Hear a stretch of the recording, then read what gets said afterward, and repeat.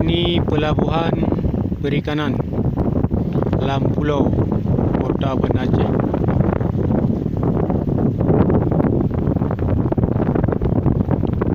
Ini dites apa namanya kaca kamera eksternal. Harganya Rp53.000. Murah meriah. Hari ini uji coba tes. Rupanya bentuknya bulat.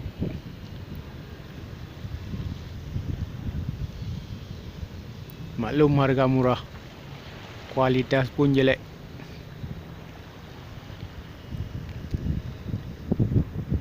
Kaca kamera eksternal.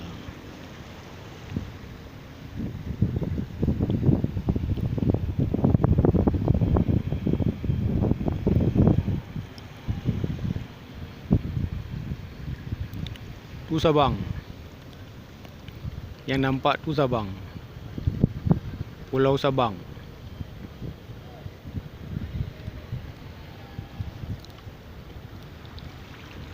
Itu Pulau Aceh. Itu Pulau Aceh. Pulau Buruh, Pulau Aceh. Pulau Nasi mau Pulau Aceh.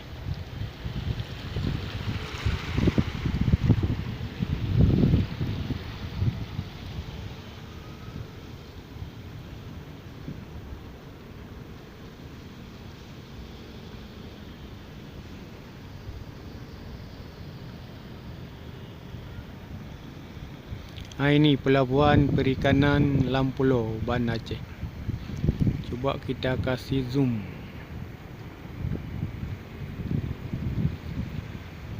Begini rupanya zoom.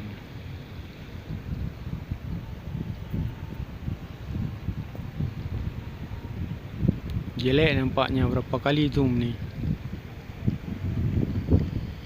Itu yang nampak bukit tu bukan bukit Gunung Selawah. Gunung Selawah.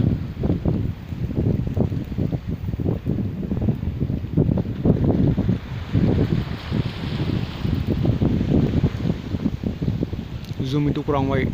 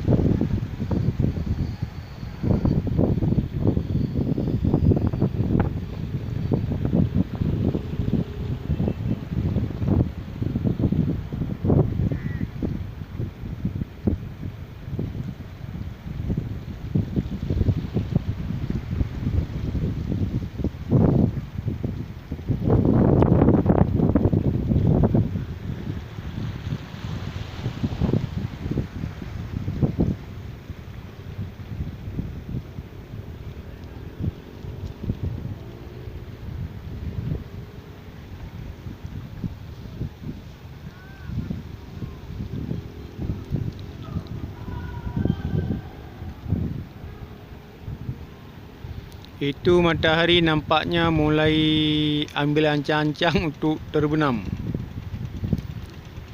Matahari sudah dekat dengan kepulauan Andaman dan Nicobar. Itu ada bot bebek katanya. Bot bebek mau pulang karena udah maghrib. Bebek juga pulang saat maghrib. Tu Sabang. Yang nampak di awan-awan yang mendung tu awan Sabang namanya. Cantik juga awan tu.